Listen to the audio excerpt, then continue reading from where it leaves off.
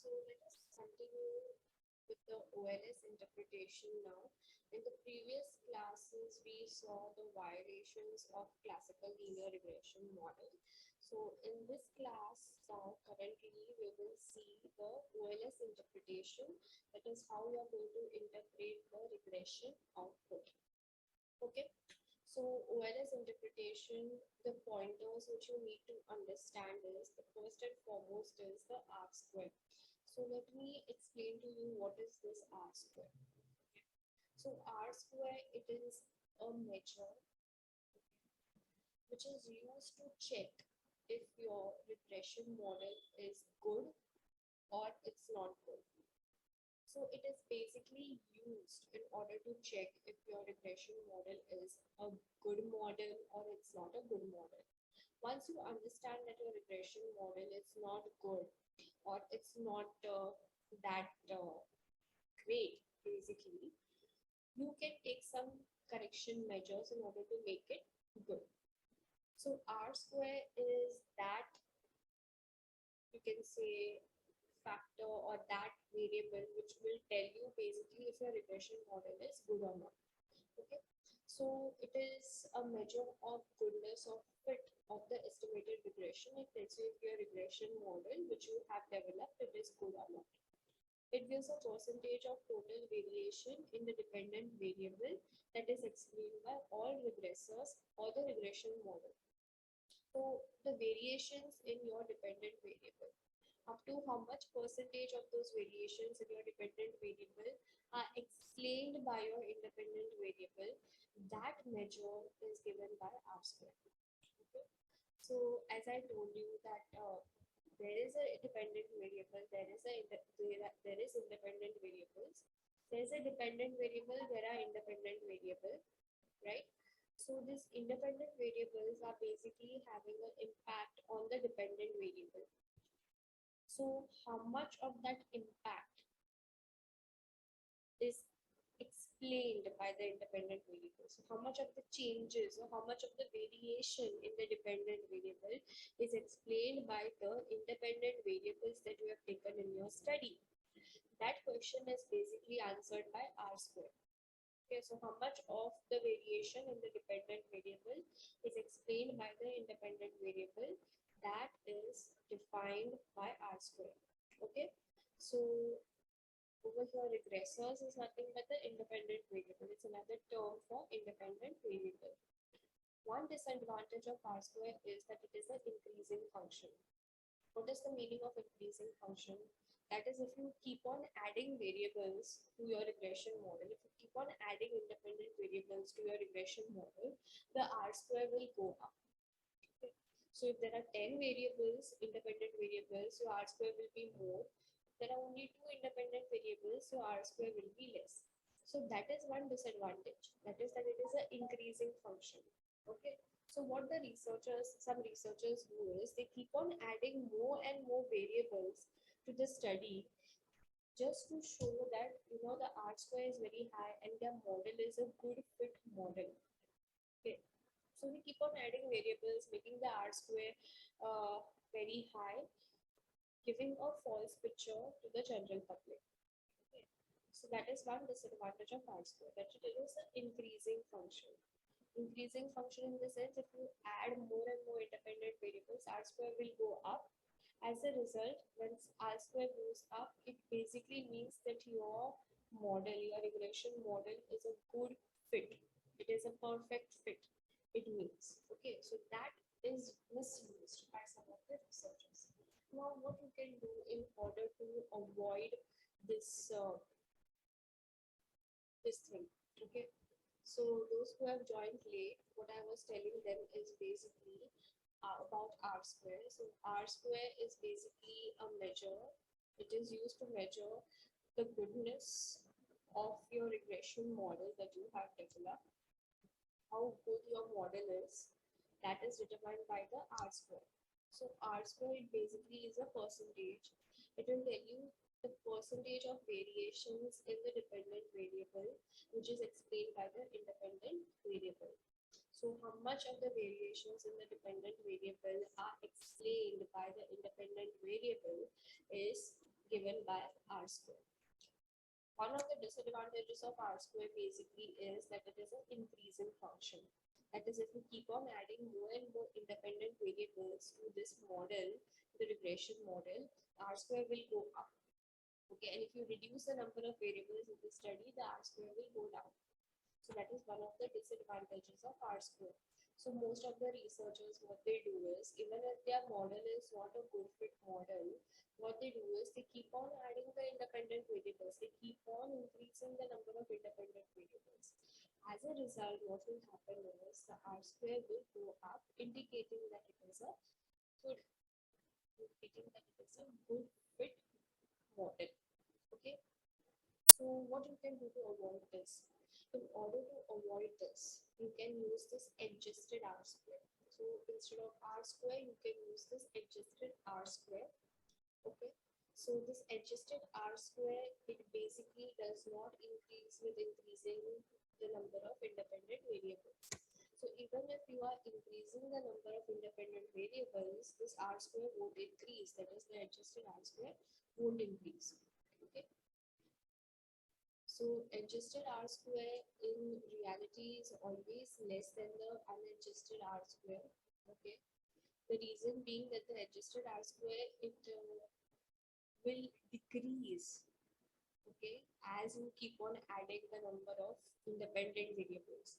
So if there are only 5 independent variables, let's say, if you add another 5, the adjusted R square will go down. Whereas the unadjusted R square reacts exactly opposite. If there are 5 independent variables, it will be less. If you add 10 independent variables more to the model, it will go up. Okay. So adjusted R square is always a reliable measure over the unadjusted R square. That's one thing. Okay. Over here, K is the number of independent variable or regressors. Okay, so K is the number of independent variable or regressors. The more the number of independent variables, basically, the less is the adjusted R square, and the more higher you will see is the unadjusted R square. Okay, so when you are analyzing the output, basically try to look at adjusted R square, okay, not the unadjusted. The unadjusted R square is being misused by the researchers, okay, and it does not give you the reliable percentage of variations explained by the independent variables. But the adjusted R square, it basically gives you the real picture because it is not affected by the number of independent variables. It does not increase nor does it decrease with the adding of number of independent variables. It will give you a very clear picture. Okay. And in general, adjusted R square will reduce. It will not increase, it will reduce if you keep on adding more and more independent variables trying to, use this increasing function of R square. Okay. The adjusted R square is basically another reason or purpose of adjusted R square is you can use it to compare two different model outputs which you have got from the same dependent variable. So when you have got two model outputs from the same dependent variable, you can use it basically in order to compare the two models. Okay. And whichever model has the highest adjusted R square, you can use it basically as a base that this model is the better model. So, like you can take two models. In model 1, your dependent variable is, let us say, women's working hours. In model 2 also, you can say the dependent variable is women's working hours. But let us say, like for example, let me take you back to the previous example. Over here, see. Okay. So over here there are total 15 variables, and you can see the R square, it is 0.33. And you can see the adjusted R square, it is 0.31. Now what we did is we removed some variables, right? We removed the variables which we felt were similar or which were not essential, and as a result, you get the second output over here. You can see the R square is 0.3357. Has it changed? 0.3391. 0.3391. And you can see over here it has reduced to 0.3357. Why do you think it reduced? It basically reduced because we removed the independent variables. We removed some independent variables. From 15 independent variables, we have reduced it to 1, 2, 3, 4, 5, 6, 7, 8, 9, 10. So from 15 independent variables, we have taken now only 10 independent variables. As a result, you can see R square has reduced.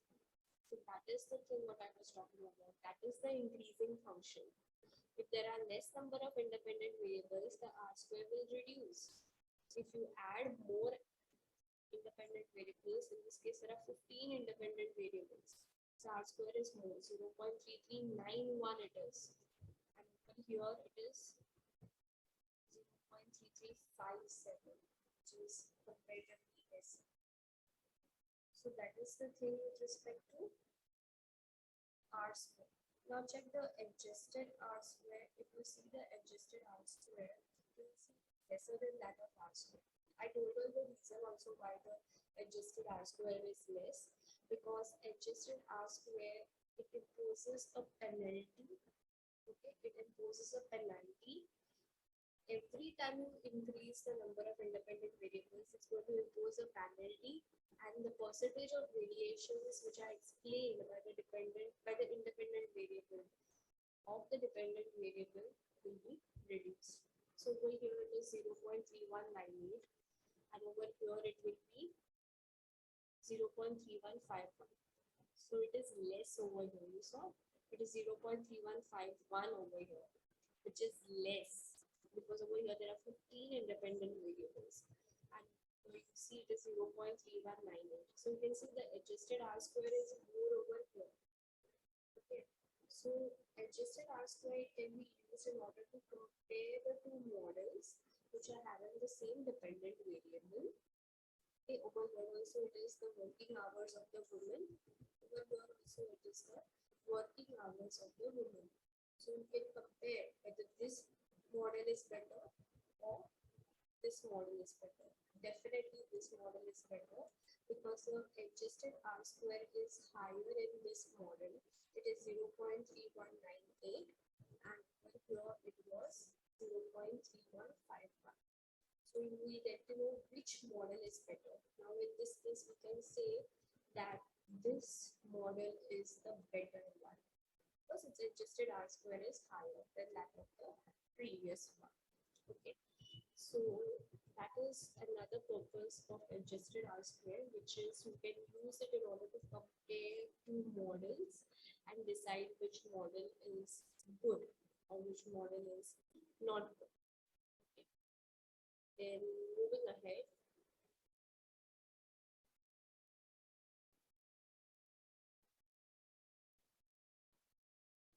interpretation. Okay, so interpretation of the OLS output.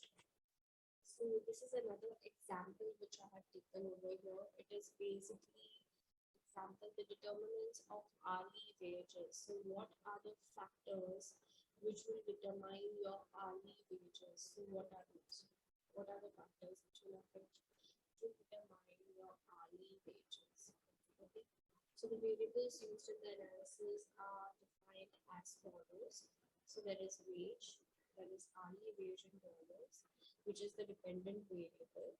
And then there are the determinants of your hourly wages: the gender, the race, the union status, whether it is a union job or if it is any other job, and education, qualification, as well as experience. Okay, so we have -6. It is assumed that the schooling starts at the age 6.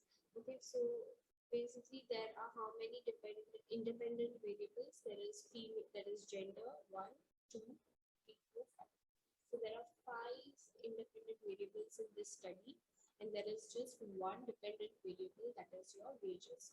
So we are basically trying to find out what are the factors which affect your hourly wages, which affect your wages. So the regression output which you will get is this. Okay. So this output can be divided into two parts. That is the first part of the table and the second part of the table. Okay. So the first part of the table will give you information about the dependent variable, the method which is used, that is the least squares, and the sample. Okay. And the observations which are included. Now you can see the sample size is 1289 and the observations which are included in this output is 1289. Now you can see why they have mentioned it separately. Okay, the reason why they have mentioned it separately is because sometimes we will not use all the observations. Sometimes you might find some outliers in the data set and we might decide to exclude it, include only those data sets which we feel are essential or which we feel are important. So that's the reason why they have mentioned it separately, that this is the sample and this is the included observations from the sample. In this case, it is the same. It is 1289 and it is 1289. Okay. So the second part of the table. Okay, now let us venture into the second part of the table. Now the second part of the table, okay, it gives the names of the explanatory variables. That is, it gives you the names of your independent variables, which is another term for explanatory variables. Their estimated coefficients, the standard error of the coefficients, the t-statistics of each coefficient, which is nothing but the ratio of estimated coefficient divided by its standard error. So the second part basically tells you the explanatory variables. These are all your explanatory variables or your independent variables. Okay. Then it tells you about the coefficient, about the standard error, about the t-statistic and the probability. Okay. So this t-statistic is basically nothing but coefficient divided by the standard error. Okay. And this t-statistic, how you will know if it is a good t-statistic or not. This t-statistic should basically be greater than 2. If it is greater than 2, okay, then it is good. Then it is nice. Then you will get the probability value as less than 0.05. Okay. So now you need to check which of the factors, which of the independent factors, independent variables or explanatory variables have an impact on the dependent variable.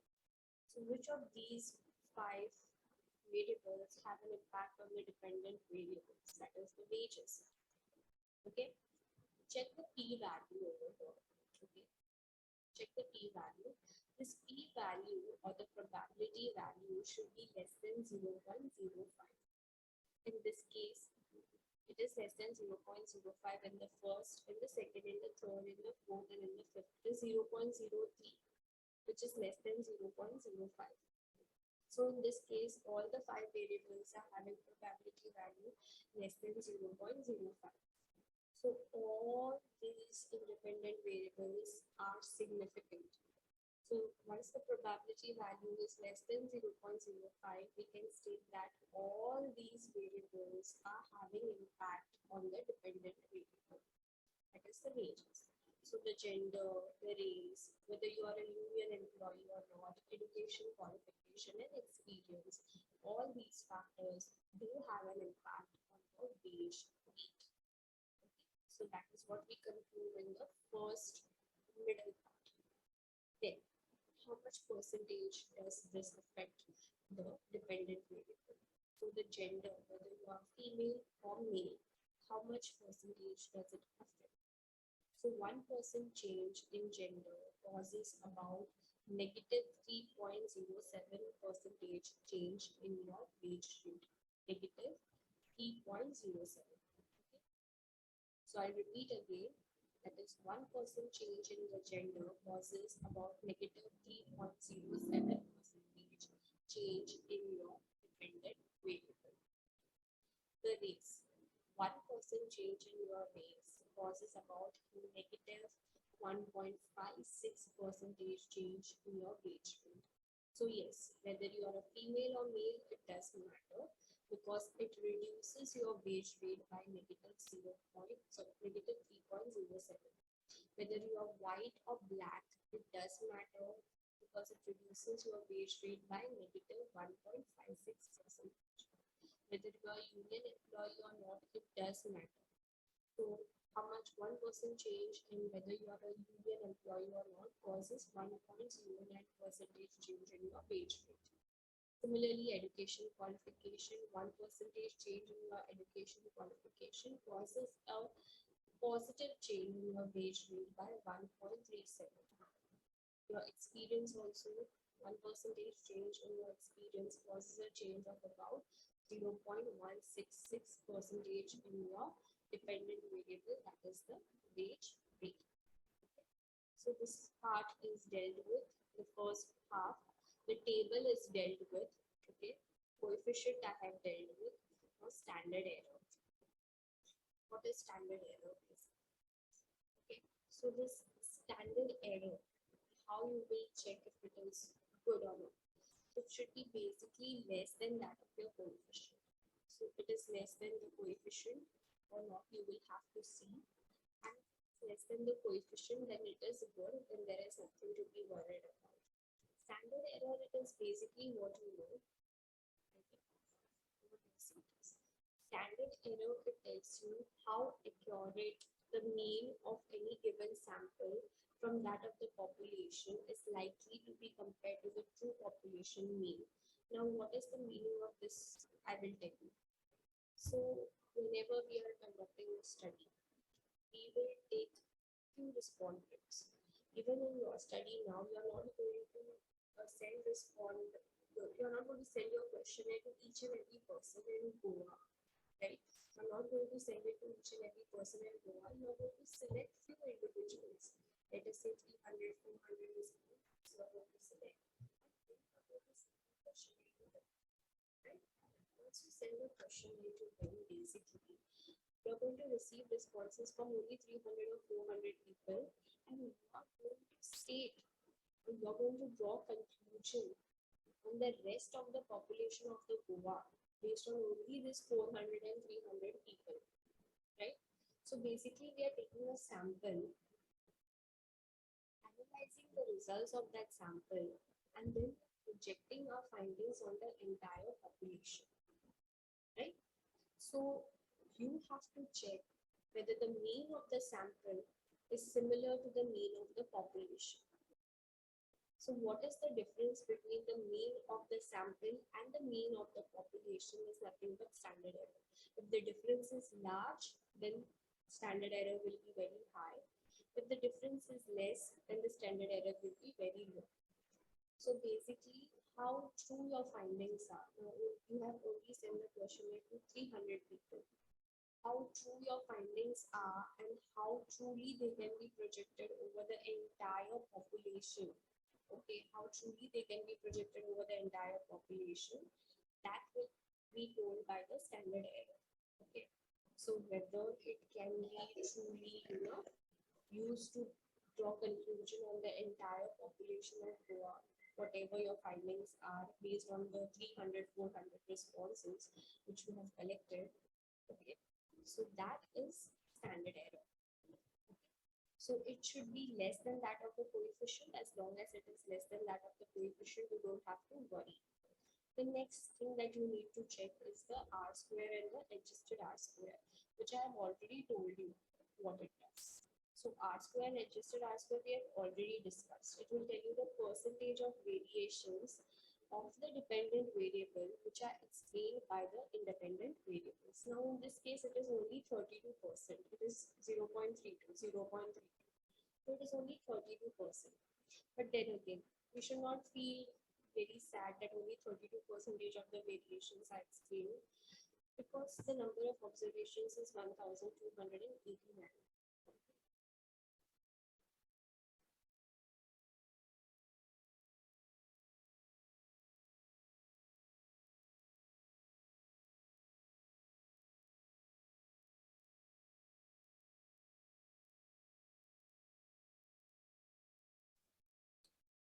the next thing.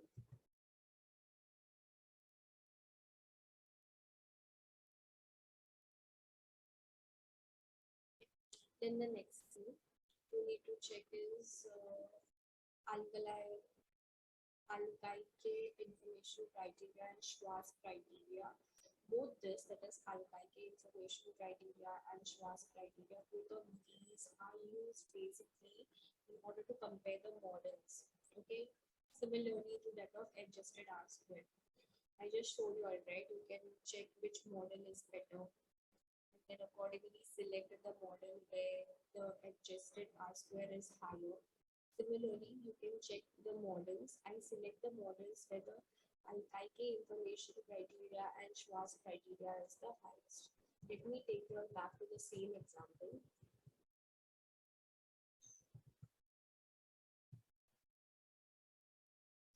Alkaike information criteria is 15 over here, 15.80, 15.95. And over here it is 15.78 and 15.89.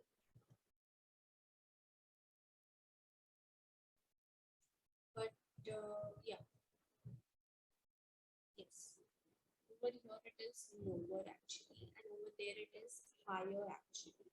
Okay, but we are selecting this model based on the adjusted R square. But usually Alkaike information criteria and Schwarz criteria can be used in order to compare the two models and take the decision as to which model is better for you, or which model is better as a study for study purposes. Then we have the Durbin-Watson stat. I told you in the previous class, right? The Durbin-Watson stat is used to check the autocorrelation. So basically, it should be closer to 2 in order to have no autocorrelation. If it is closer to 0, then it is positive, and if it is closer to 4, it is negative autocorrelation. So it should be closer to 2. Right? So over here, you can see the Durbin-Watson stat, it is closer to 2. So we can say that there is no autocorrelation. Okay. So Alkaike, Schwarz is done, Durbin-Watson is done. The other things are not that important. R square is done, adjusted R square is done. But the next thing that you need to know is about the F statistic. So what does the F statistic do? What does it do? Okay. So F statistic, it is basically used to check if all the explanatory variables have an impact on the dependent variable. So all the 5 independent variables, all the 5 explanatory variables, whether they have an impact on the dependent variable, it is used to check. Okay. So you need to check what is the F value, and then you need to check the probability of F statistic. In this case, it is 0.000. Since it is less than 0.05, we can state that all the 5 variables have an impact on the dependent variable. If this was greater than 0.05, then we would say that not all the 5 variables have an impact on the dependent variable. Let us go back to the previous model. Let's go back to the previous model. Okay.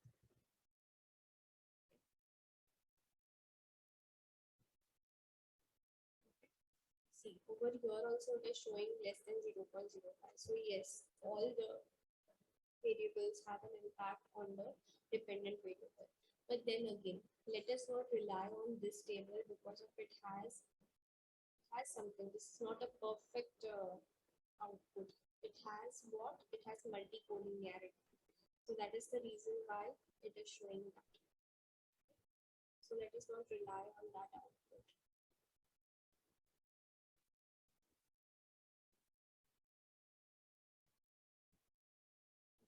So this F statistic is basically used to check if all the independent or explanatory variables have an impact on the dependent variable. If all of them have an impact, then the F statistic probability value will be less than 0.05.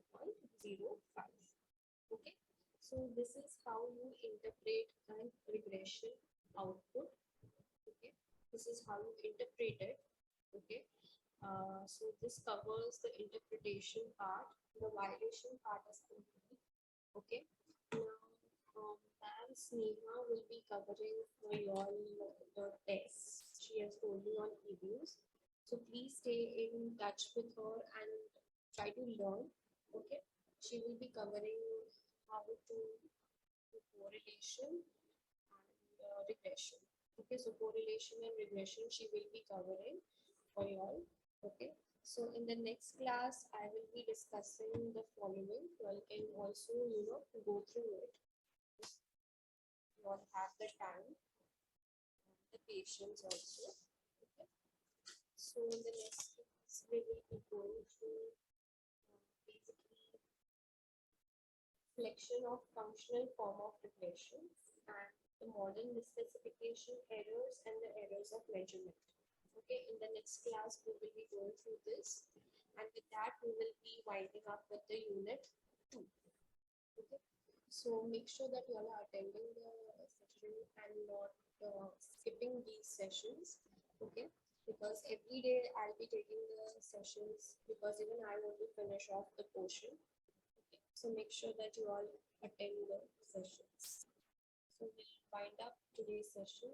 If you all have any doubts, you can put it across to the chat box.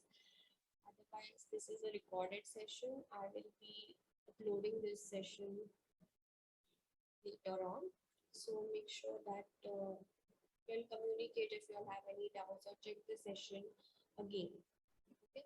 If you all have no doubts, you all can type present in the chat box and we can. So in the previous class, we discussed what? Wait a second. Okay. So in the previous class, we discussed the different functional models which are there in econometrics of regression, right? The different functional models that we discussed were log model. Then we discussed the log lean model, then the lean log model, and we discussed the reciprocal model. Okay, you all just have the theory aspect for your examination, so try to understand what is the difference between these different functional forms of models. Now we are moving ahead with the subtopic model specification errors. Okay, so what are the model specification errors which you need to study, or what are they? Basically, what errors are they? Okay, so one of the assumptions of the classical linear regression model, that is CLRM, which we have discussed in the previous classes, okay, is that the model used in the analysis is correctly specified. You can check the CLRM. You can check the CLRM assumptions that we discussed in the previous class. It's there on these slides which I have uploaded in your Google Classroom. You all can check the assumptions. One of the assumptions is that the model which you are using for the analysis should be correctly specified. Now, what is the meaning of this correctly specified model? It means that your model should be perfect. Okay, your model should be perfect. You have taken into consideration each and every variable which is related to your study. You have considered that variable. You have not left out any important variable from your study. That model is basically a correct model. Now, how will you know that your model is correct or it's not correct? It's impossible, right? Even when you are doing your dissertation, or even when you are doing your assignment for that matter, you all will not know for sure if you all have included everything which is necessary with respect to that topic. You all won't cover everything. In the previous class, one of the groups, I don't remember the name, they had this topic which they have come up with, a study on impact on the youth, the impact of social media on youth. So impact of social media on youth. Now this is a very broad topic. What impact are you talking about? Are you talking about academic impact? Are you talking about psychological impact? Are you talking about physiological impact? Are you talking about the impact on their lifestyle? What are you talking about? What impact are you talking about? Now, even if you're taking, let us say, the impact on lifestyle. So what aspects of lifestyle are you going to cover? that is again a bigger question. And whether you have covered every aspect that you are required to cover under lifestyle in your study, that is a very bigger question.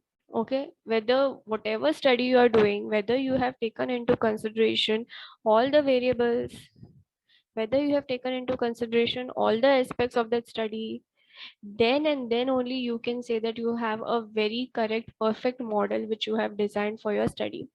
If you have not taken even a single variable, which is in fact a very important variable, a very essential variable, a very core variable, let us say, of the study, then in that case, your model becomes incorrect. Okay, and it is said to have a certain error that is nothing but the specification error. Okay, but in reality, in practicality, it is very impossible for us to determine which model is perfect and which model is not perfect. As an individual, whatever variables that we'll take into consideration or whatever questions that we will ask in the questionnaire will be defined based on our understanding, based on our knowledge, based on our skills, our intuition, okay, our understanding of the theory, our doing literature review and analyzing the previous work which is done in that study. So basically, the questionnaire that we will design in order to collect the data, or the data that we will collect with respect to a particular topic, that will be dependent, or that will be defined based on our understanding, how knowledgeable we are, or how much intuition we have, or is our research skills good or not, okay, or how much literature review we have done in order to understand what other people have done in the similar area, or our understanding of the theory, the base. Okay, so that will affect the variables that we will take into consideration for the study. Okay, if we have very little knowledge of research, or if we don't have any much knowledge about the theory aspect, then in that case a model will not be a correct model, or it won't be a perfect model, and as a result it will result in model specification error. Okay, so as a result, any individual for that matter cannot state that their model is a perfect model. Okay, that is the beauty of, you can say, statistics or research. No one can say that their thing is perfect. Tomorrow a new researcher may come into existence, and that person may have a better understanding of the theory, or might have ventured in depth in literature review of the work done by the previous people, or they might have extraordinary research skills which might lead to that person discovering another variable in your study which is very important, which is very core, resulting in your study to be imperfect or not reliable, or you can say void, okay, of no use basically. So that is the thing about research. Okay, so no one can be sure that their findings or their model is perfect, and that is the beauty of it. Okay, so what are the different specification errors? Okay, what are they, and when will you say your model is perfect, or when will you say your model is correct? Okay, if the following things are not there, then we can say that your model is perfect. Okay, but if one of these 8 things are present in your study, if one of them also is present in your study basically, then in that case we can say that your model is not correctly specified. Not, I'm saying not correctly specified, and it's not a perfect model. Okay, so the first aspect is the model does not exclude any core variables. That is, you have taken into consideration all the core variables which are core of your subject, of your research topic. You have taken them into consideration. You have not excluded any of the core variables. Now again, how will you know which variables are the core variables? Again, based on your understanding of the theory, based on your knowledge and research, based on your intuition, based on your, you can say, literature review which you have done in order to understand the work done by the past researchers. Okay, that will help you to determine which variables are the core variables. Okay, the model does not include superfluous variables. Now, what is the superfluous variables? There are some variables which are superficial. It is your own imaginary variable you have created, which in fact is not essential to the study. So you should make sure that you're not including such non-essential, superficial variables in your study. Okay, try to avoid using them, because again, you all know there is something called as multicollinearity. The more rubbish variables you include in your study, the more rubbish results you're going to get, the more violations you're going to do with respect to the classical linear regression model assumptions. Okay, you're going to violate the assumptions, and your model anyway is going to come under error. It's not going to be reliable. Okay, so you should not include superficial or non-essential variables. Try to stick to the core variables. Okay, that's the thing. Then the third is the functional form of the model is suitably chosen. Now, in the previous class, we discussed the different functional forms of model, right? So based on that particular situation, you need to select that particular functional model. In what situation you will use log model, in what situation you will use log lean model, then lean log model, then reciprocal model. So you have to identify those situations and use those functional forms of models suitably in that situation. The fourth one is there is no error or measurement, no errors of measurement in regressant and regressors. So this we will discuss in detail. Okay, there are no errors of measurement in regressors and regressant. Okay, so your regressant and your regressors, they have no errors of measurement. Okay, the fifth one is outliers in the data. Your data does not have any outliers. Example which I gave you all in the previous class is about, it's a basic common phenomena that we observe is that the male in a relationship or the male in a marriage is always elder than that of the female, right? The female is younger, right? Even your parents, if you'll see, your mom will be younger and your father will be the elder one in the relationship, right? But there are some outliers, right? This is the common phenomena which is observed across the globe, that the male in a relationship is comparatively elder than that of the female. This is a common phenomena which is observed, but there will be some outliers, like we have Sachin Tendulkar, then we have Abhishek Bachchan, right? So these are some examples which I gave you, which are falling beyond the normal phenomena. So Abhishek Bachchan has married a younger woman. Sachin Tendulkar has married, sorry, sorry, Abhishek Bachchan has married an elder woman, and even Sachin Tendulkar has married a elder woman. So basically, they are outliers. They are exceptional cases. Okay, so you have to check if your data has any outliers.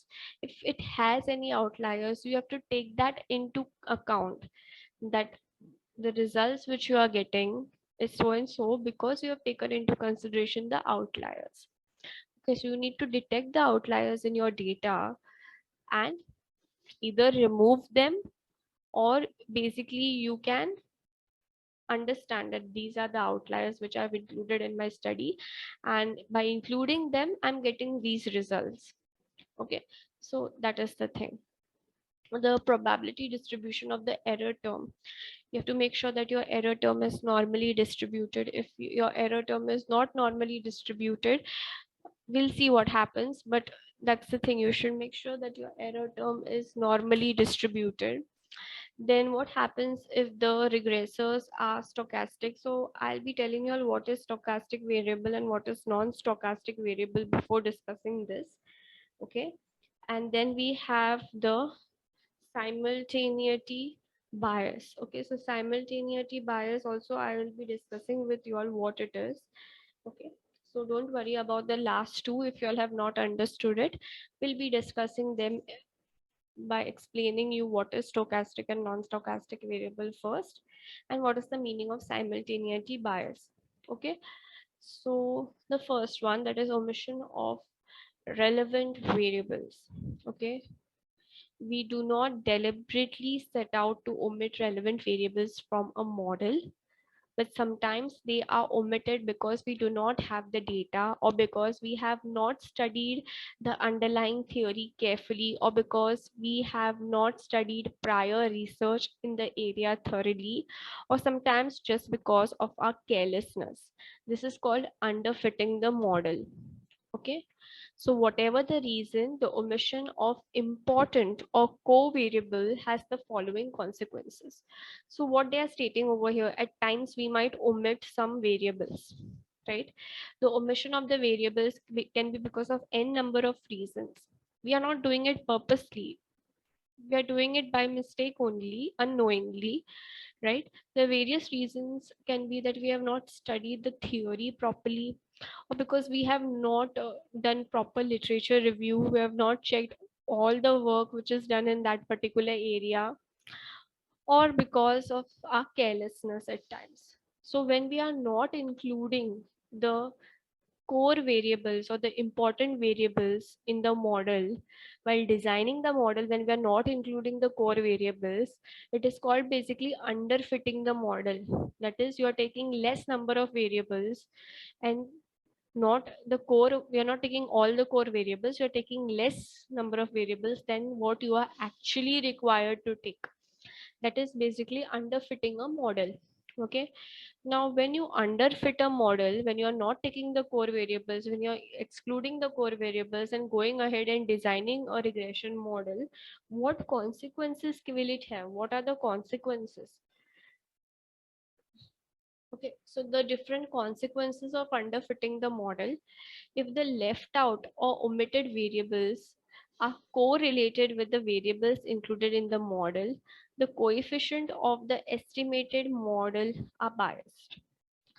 Not only that, the bias does not disappear as the size gets larger. In other words, the estimated coefficients of the misspecified model are biased as well as inconsistent. So if the left out or the omitted variables, which you have not included in the model, okay, the coefficients of that estimated model, they are saying that it will get biased. Okay, so if the left out or omitted variables are correlated, you remember one of the example where we saw that the age of the female is getting correlated with the age of the husband, right? And we removed that and we kept only one person's age.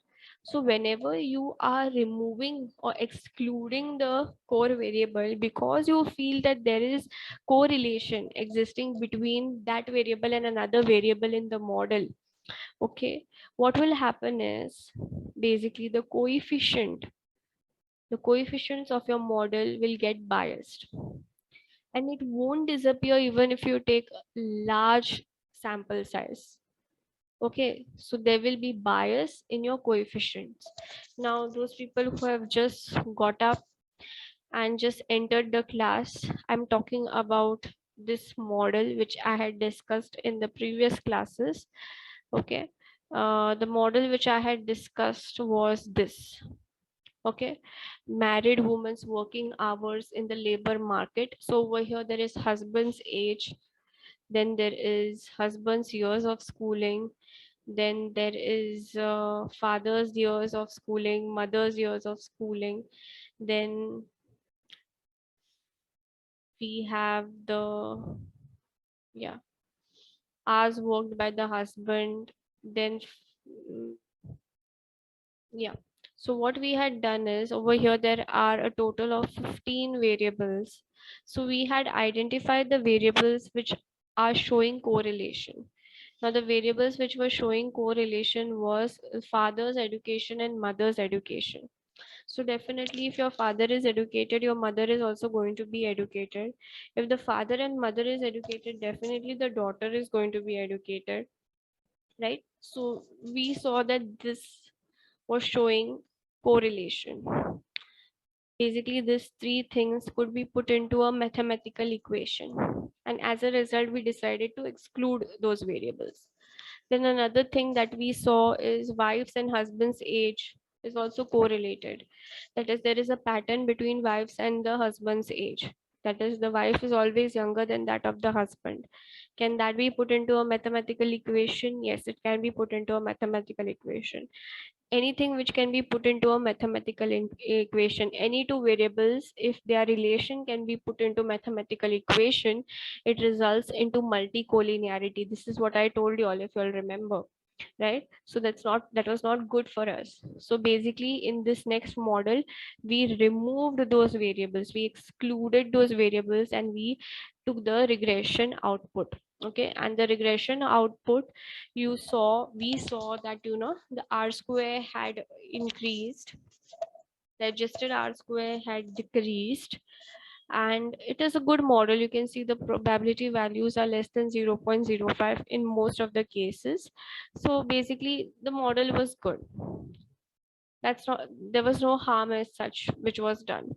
But if you go back to what we were discussing over here, this is what I was telling you. At times we might remove some core variables because we feel that there is correlation between them, because we feel that there is some relation between the variables, and as a result, in order to avoid multicollinearity, we might remove those variables. But that basically is going to make the coefficients of your estimated model bias. Okay, which again is not good.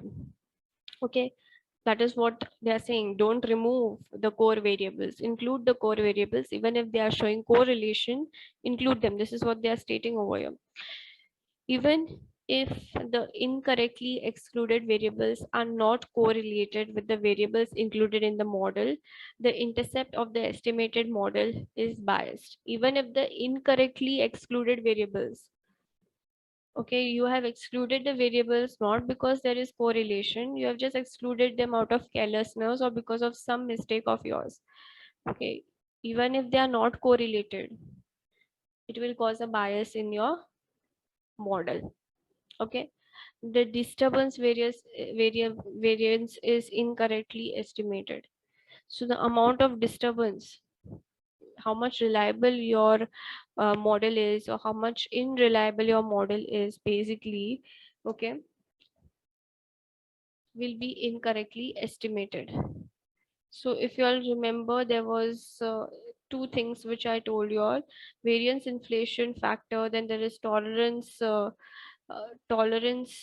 this it was there, wait, tolerance variable, tolerance level, TOL it was. So basically that is going to be affected. Okay, so variance inflation factor or we have discussed this in previous class. Those people who have come just now, I'll be uploading the videos. I just need some time to edit the video, and then I'll be uploading them. You all can check it out and you all can understand that. Okay, so that will be affected. You will have very high VIF, that is variance inflation factor. Okay, and your TOL will go down very low. Basically the disturbance variance will be incorrectly estimated. So even if your data, even if your model is not reliable, it will show that your model is reliable. Okay, that is the thing with respect to this. Then the variances of the estimated coefficients of the misspecified models are biased. So if you see, everything is going to be biased if you are excluding the core variables, which is true. Yesterday itself, one of the studies I told you all, one of the groups are studying something called as impact of online learning on students and teachers. And in that, one of the objectives that they have mentioned is why the students prefer online teaching over offline teaching. Okay, that is a bias. You have already decided that the students prefer of online teaching over offline. You cannot be biased. As a researcher, you should not be biased. You cannot decide that the students have decided that online teaching is better than offline. You have to ask them questions, you have to take their opinion, and they will tell you whether they prefer online or offline. You cannot frame a objective and frame your questions in such a manner already deciding that online teaching is preferred over offline teaching. So if you are not including the core variables, basically you are showing bias. You have already decided in your mind that this variable is not important, or this variable is not essential to the study. You have already decided in your mind. So as a result, every aspect of your model will become biased in that way. Okay. So in consequence, the usual confidence intervals and hypothesis testing procedures become suspect, leading to misleading conclusions about the statistical significance of the estimated parameters. So basically, what is going to happen is your confidence intervals, how much reliable your study is, or how much percentage of your results can be projected on the general population. I told you, right, whenever you all are doing a study, you all are taking a sample, you all are going to send your questionnaire only to 300 respondents, and then whatever reply you get from the 300 respondents, you are going to project it on the entire population. You're going to state that the population of Goa has this conclusions, or these are the findings with respect to the people in Goa.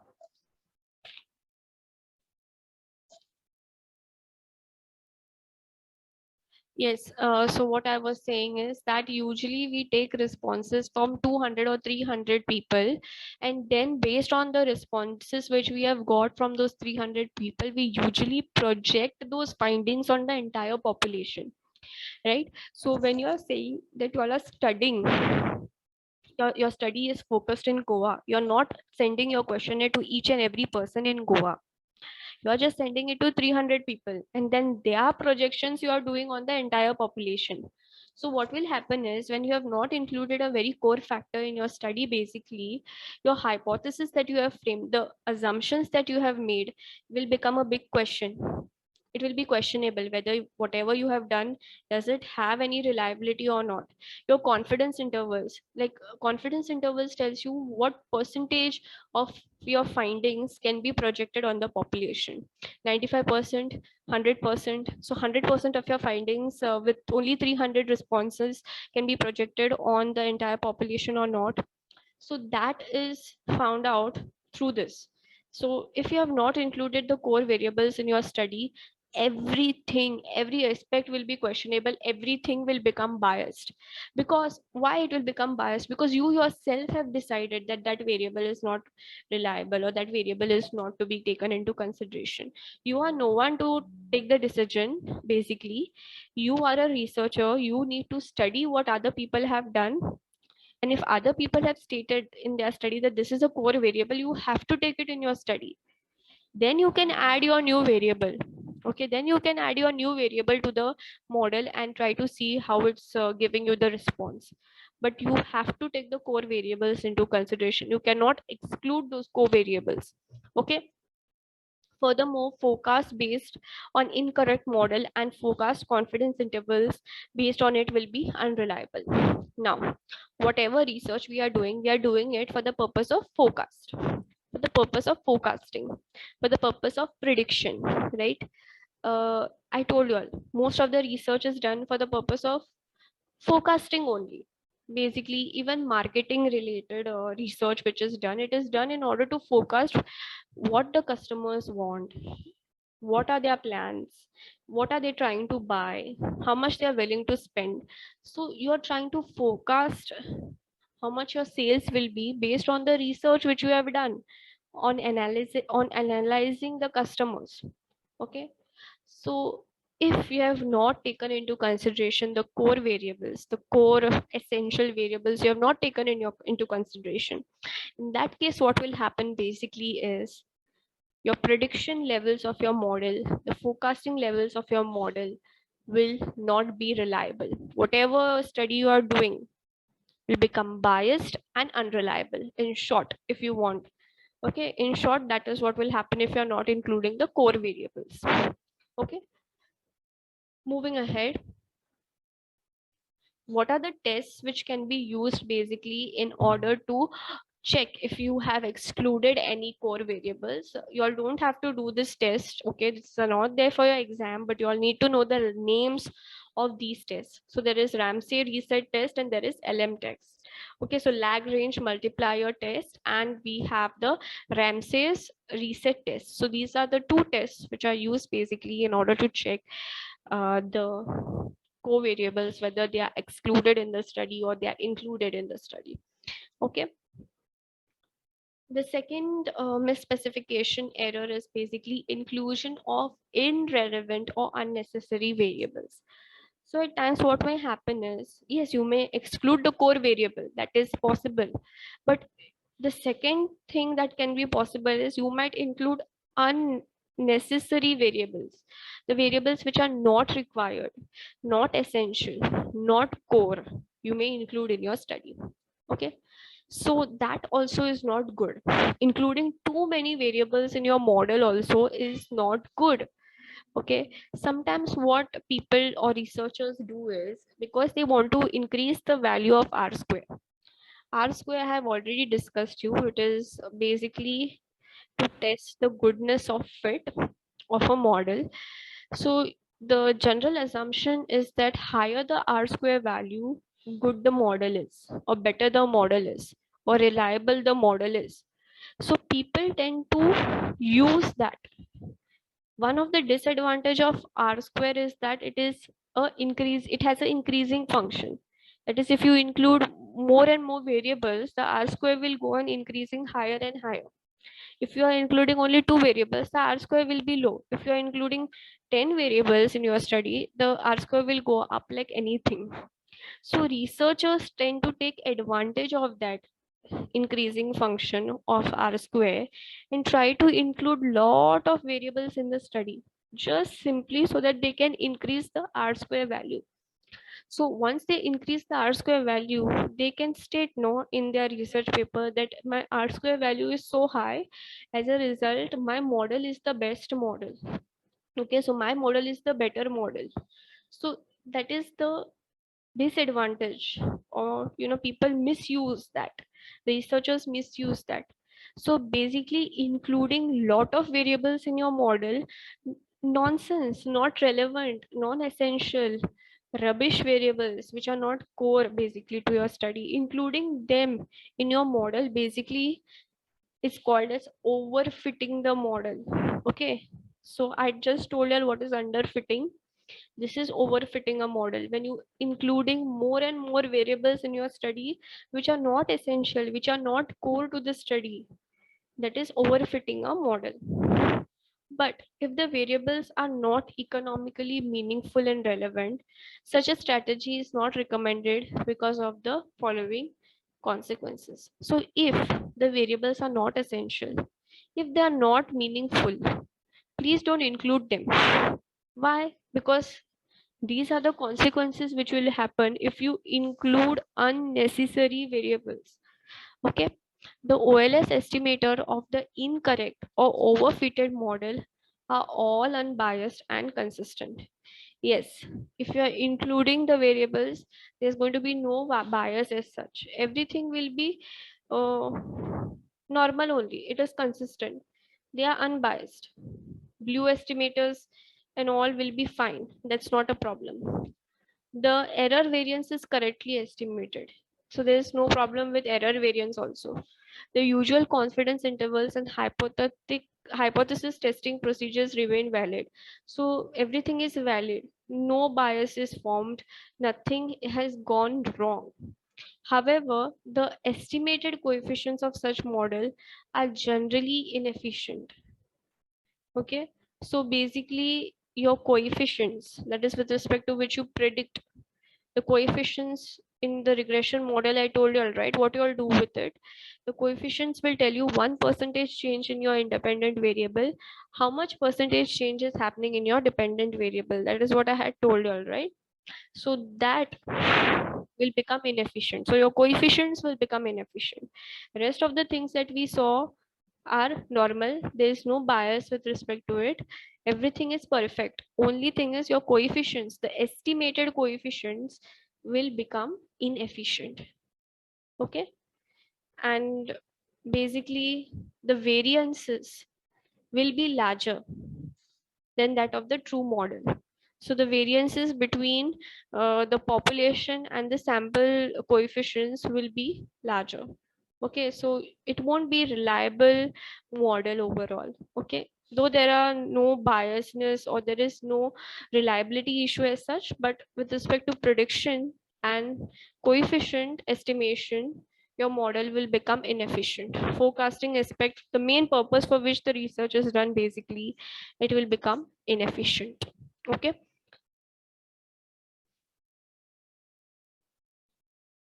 The functional form of the model is chosen suitably. Now, this I have discussed at the beginning only. There are different functional forms of the model. There is log-log model, there is log-lean model, lean-log model, and there is reciprocal model. So you need to select those models according to your study. If you don't select the,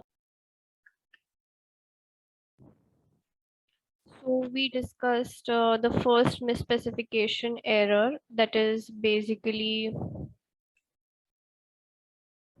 sorry, that is basically omission of relevant variables. Okay, so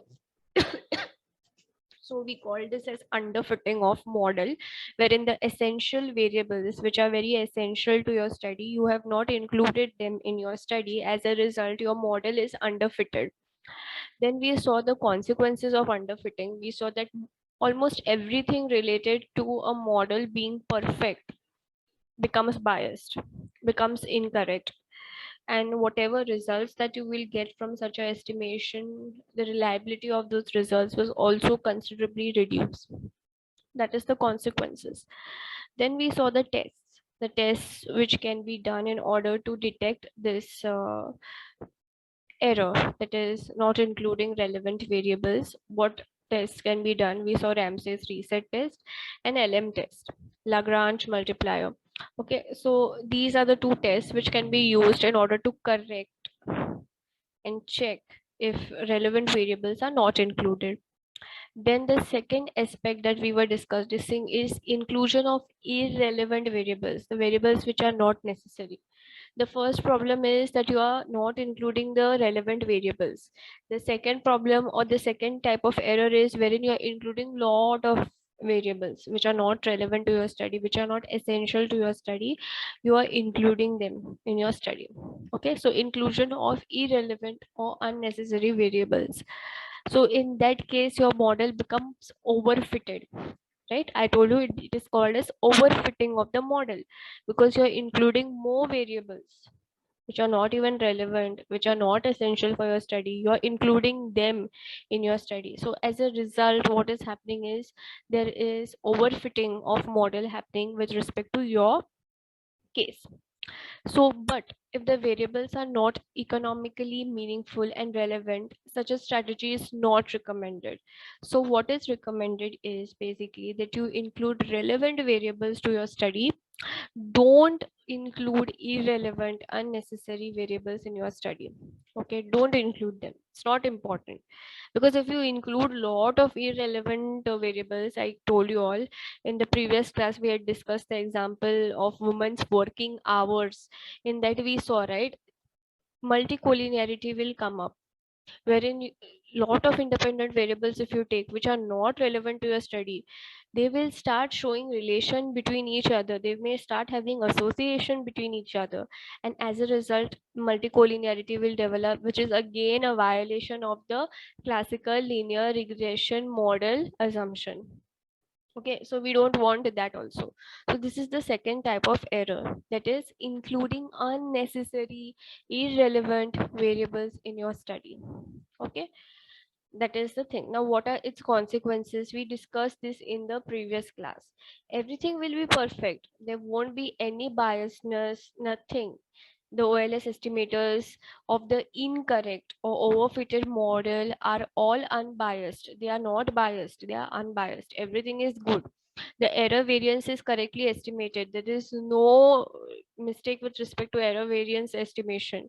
The usual confidence interval and hypothesis testing procedures remain valid. So hypothesis testing procedures remain valid. The confidence interval is also good. Everything is perfect. So where is it going wrong? With respect to this, only one place it is going on wrong, that is the estimated coefficients of such model are generally inefficient, that is their variances will be larger than that of the true model. So whatever your true model would be, if you had not included all these garbage unnecessary variables in your study, whatever true model would be, okay, your model would be, compared to that, the variances will be very large. Okay, the variances in the sense the variation between what you have got and what is in reality the picture.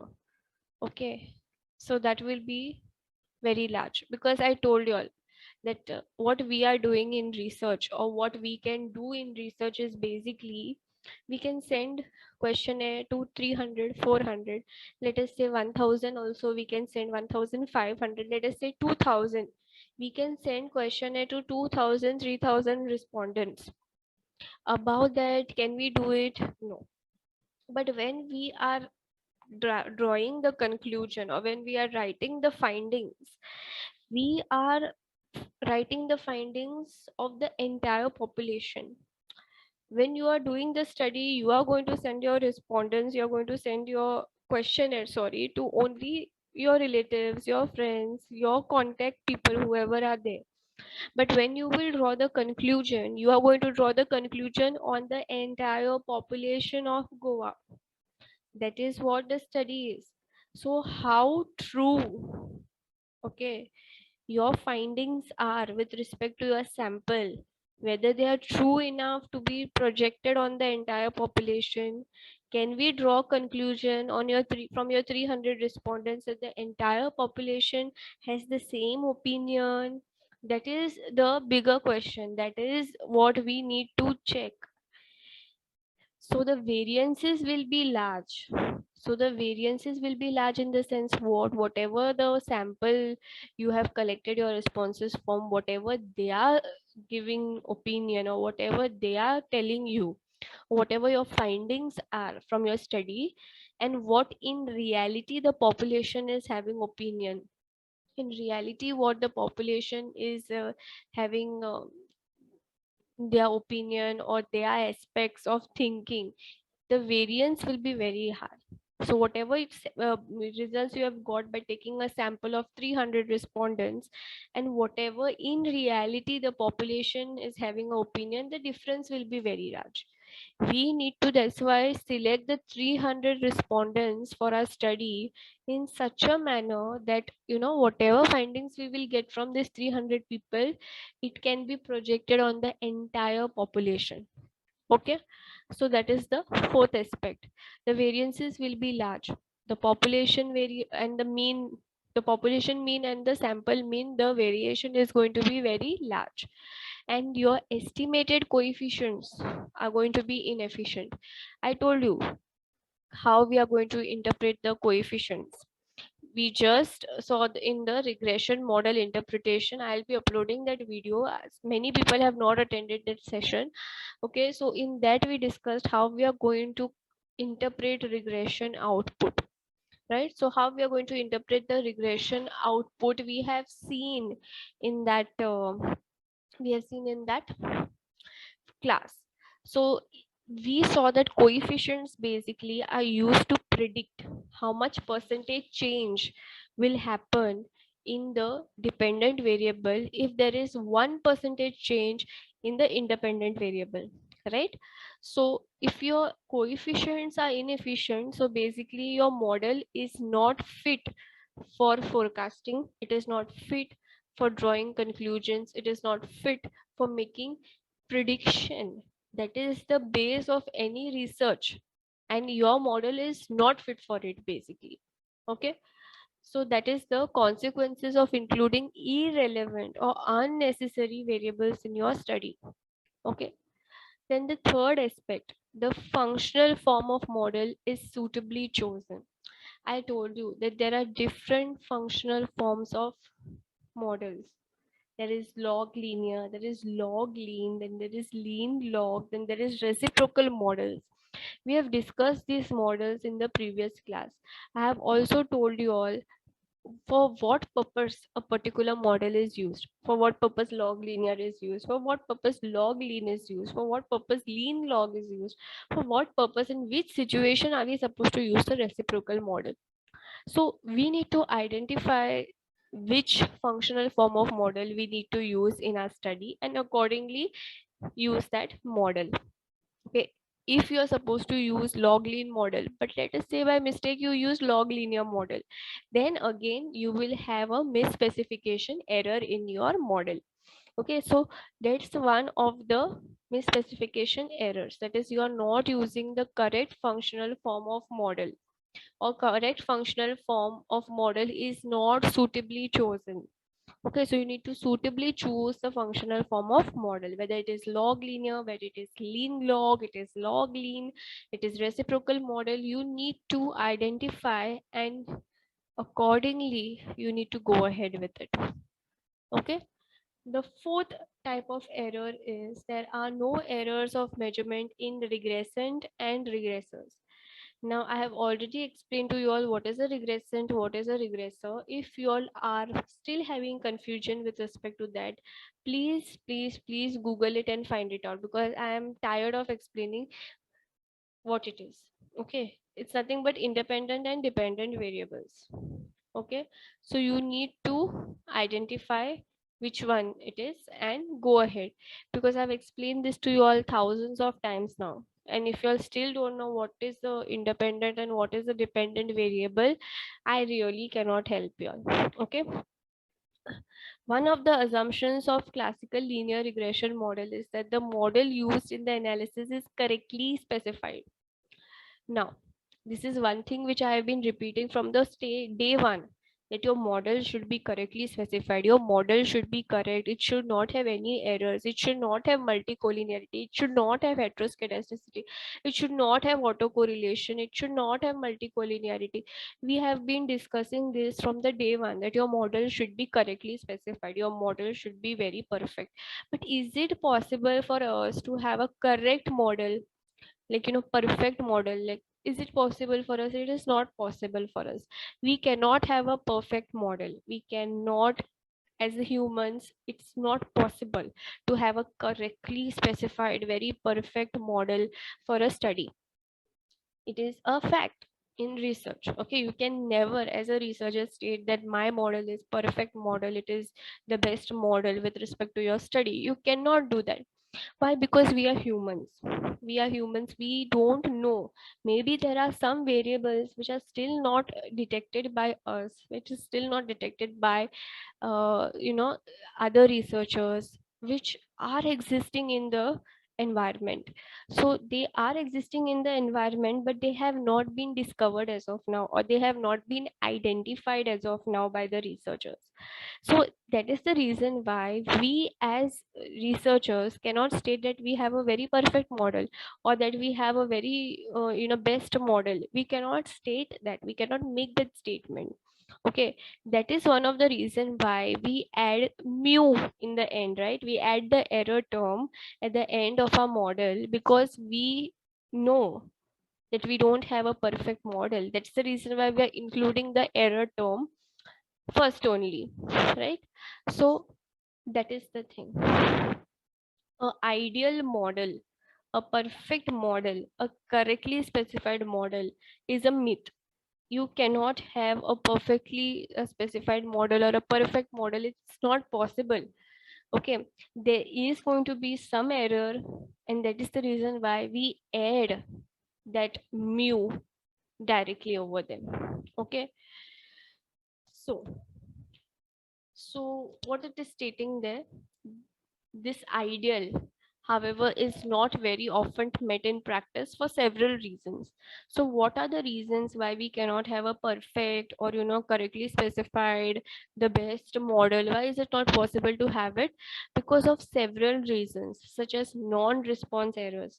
You might send the questionnaire, okay, but at times what happens is people blindly they answer your questionnaire. They are not interested in reading your questions. If it is a lengthy questionnaire, some of the people they make 5 6 7 pages questionnaire and they ask the respondents to fill it. At the max 2 pages you can fill with an active mind, but 7 pages filling a questionnaire, it becomes a very tedious task for the respondents also. So at times what happens is any response they just type, or they exclude some response, they do not even tick the answer and they just submit the questionnaire. Then you decide according to your perception, according to your logic, and you have to make the uh, you will have to complete the questionnaire, right? You cannot include an incomplete questionnaire as one of your responses in your data set. So you will have to tick the options which are not ticked by the respondents, which can result into some errors. Okay, then is reporting errors, then there is missing data. That's what, some, not all respondents are going to write everything, or they are not going to tick mark all of your questions. Some of them get bored and they're just going to leave some questions, so that's again missing data. If you are very ethical with respect to research, you cannot include them in your data set. You cannot include that data in your research. But then again, some people are so bored with collecting 300 responses, and in the 300 responses, let us say 10 respondents have not answered one question. You get a little you can say you get a little bit divergent in breaking the ethics and filling the responses on your own. Okay, so that is also an error which can happen. Then sheer human errors. So basically we are humans, so we are going to create errors, we are going to commit errors.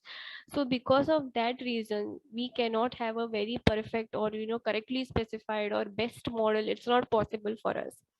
Okay, then, whatever the reasons for such errors, measurement errors constitute yet another specification bias which has serious consequences, especially if there are such errors in the regressors.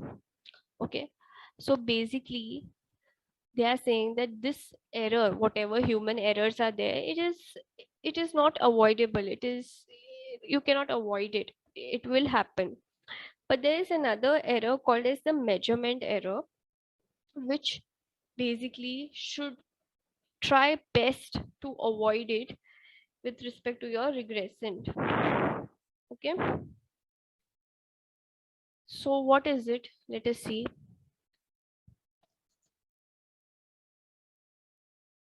So although we will not prove it here, if there are errors of measurement in the dependent variable, so dependent variable is your regressor and independent variable is your regressant.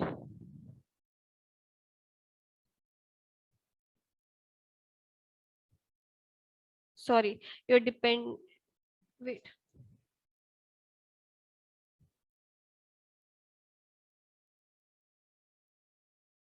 Yes. So your regressant is your dependent variable, and regressor is basically your independent variable. Okay. So regressant is your dependent variable and regressors are your independent variable. So they are stating over here that such errors should not be there in your dependent variable as well as in your independent variable.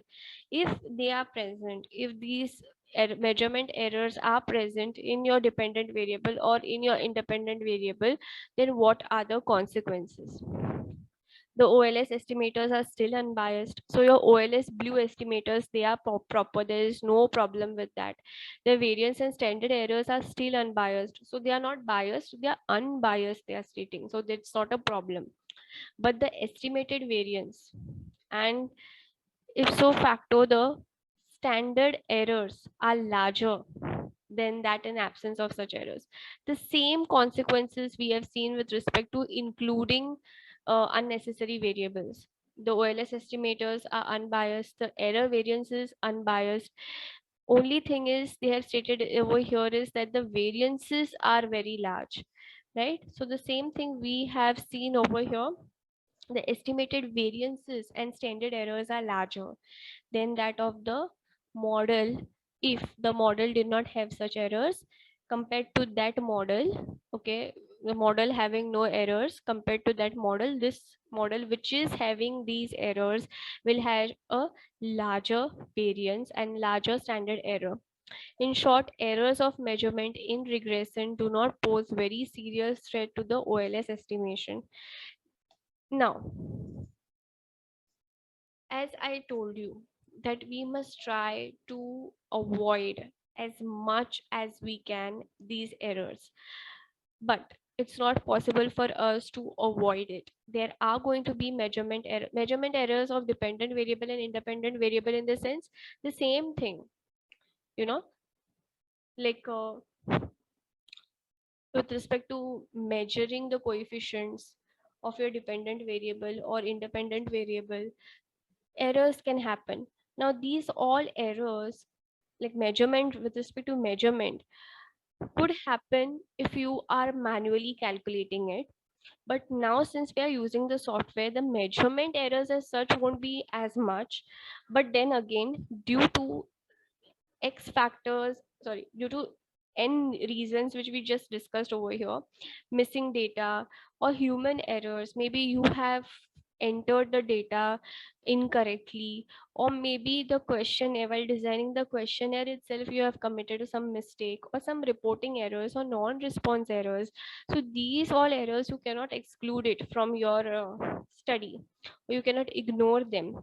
So what is happening is, basically, because of these errors, there can be some measurement errors with respect to your dependent variable and independent variable. Yes, that's a misspecification error. Having errors in your regressor and your regressant measurement with respect to measurement is a misspecification error. We should make sure that there is no errors.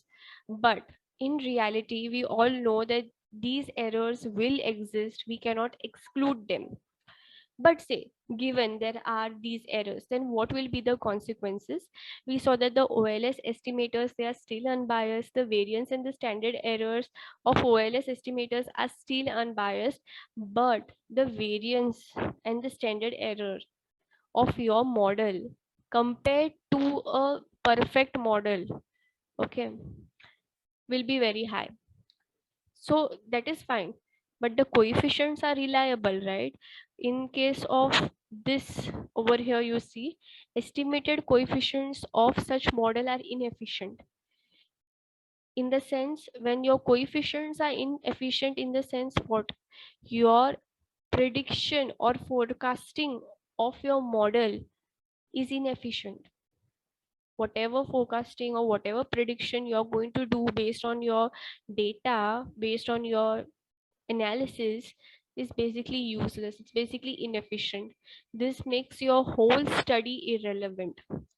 Over here, in case of this misspecification error, that is the fourth misspecification error, at least we don't have that, right?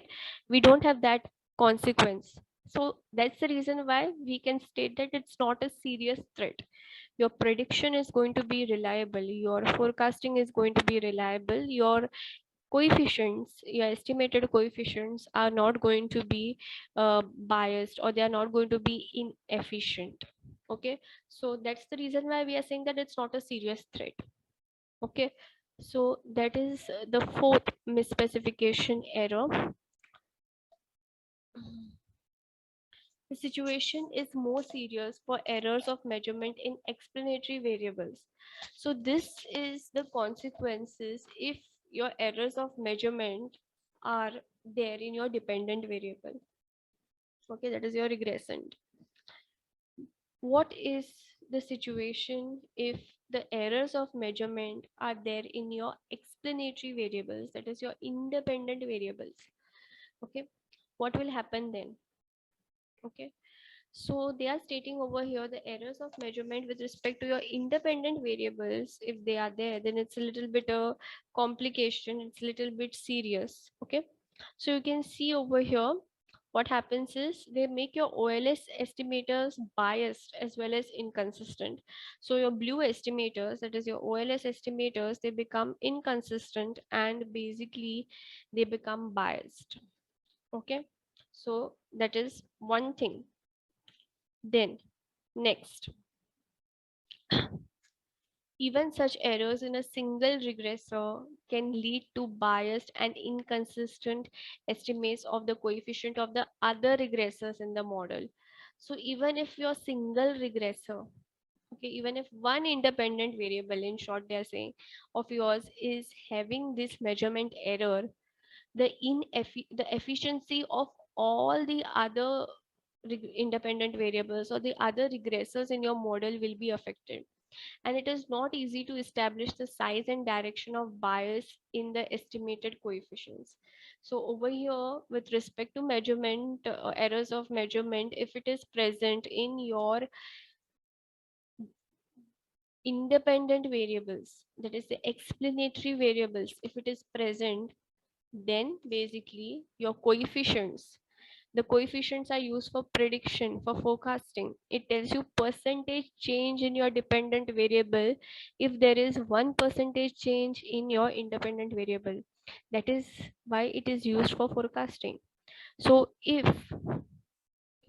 there is a measurement error present in your explanatory variables, that is your independent variables, if they are having measurement error, then in short, what they are stating over here is your coefficients become biased. Your estimated coefficients, the error becomes biased. Okay. So once your coefficients are biased, basically forecasting prediction not reliable, inefficient. Okay. It's a very dangerous thing. Basically, your study becomes unreliable. Your study becomes inefficient. In short. Okay, and even if your single independent variable, another term for independent variable is a regressor. So even if your single independent variable is biased or is having that error of measurement, it can be reflected or it can affect the consistency or the reliability of the other independent variables also. Okay, let us take an example over here. Okay, I'll take you all to the, yeah, over here. Now you see over here the dependent variable and the independent variables. Okay, there is one dependent variable and there are 5 independent variables. Now let us say the measurement error of measurement is present in the female regressor or the female independent variable. If it is present, then it can affect the other independent variables also. So the other independent variables are perfect actually. They are not having any measure of measurement error, but you have put them in the equation together. No, now you have put female, non-white, union, education and experience in an equation. So even though non-white, union, education and experience do not have the measurement error, but you have put them in an equation with female, the variable which is having the measurement error. As a result, since female, this variable is having the measurement error, and you have put the other good independent variables along with it, the other variables will also start showing the inefficiency, will start having biases. Okay, so that is the thing. So even if there is one variable which is having this measurement error, one independent variable is also having this measurement error, it will get reflected in the other independent variables. Okay.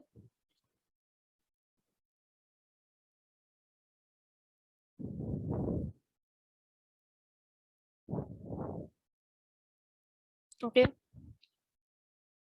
it is often suggested that we use instrumental or proxy variables for variables suspected of having measurement errors. The proxy variables must satisfy two requirements: that they are highly correlated with the variables for which they are proxy, and also they are uncorrelated with the usual equation error as well as the measurement errors. Such proxies are not easy to find. Now, proxy is a name, a term which we use uh, for duplicate of the original.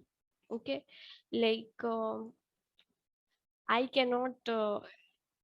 My study is basically my PhD study. It is basically on sentiments, investor sentiments. Now, can I get sentiments data? I cannot get sentiments data. I myself cannot state what state of sentiment I am experiencing currently. You also, as individuals, wait a second.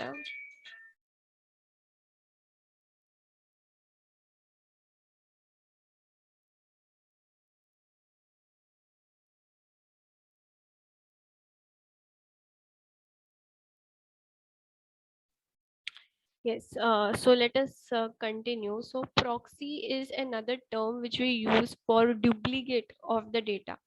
Okay, like my study is related to investor sentiments. So I'm sure we as individuals ourselves don't know what sentiments we are feeling currently at a given state. Now, if I ask you all type the sentiment that you all are experiencing currently, you all won't be able to even identify the sentiment. Some of us, we don't know what is the difference between depression, we don't know what is the difference between anxiety, we don't know what is the difference between, you know, this simple feelings that we have, or the simple moods that we have, we don't know that. So imagine me trying to find out the sentiment of a person who I'm not even in contact with, who I'm not related to, who I never met. Will it be possible for me to identify the sentiment in that case? It won't be possible for me to do it. I cannot, even now there are 10 people attending this class, I cannot see your face. But even if I could see your face, I would not be in a position to identify what sentiment you all are experiencing or what sentiments are going through in your brain. I don't know basically. So sentiment as a variable, it becomes very difficult for me to put it on paper as data. So what is the immediate proxy variable available for sentiment? I need to identify. So proxy variable for sentiment, it can be, you know, your purchasing, like how much expenditure did you incur during this month, break off of that expenditure, how much did you spend on the groceries, on your personal purchases, like maybe clothing or online shopping. So your purchase, how much you purchased during the month, what expenses you incurred.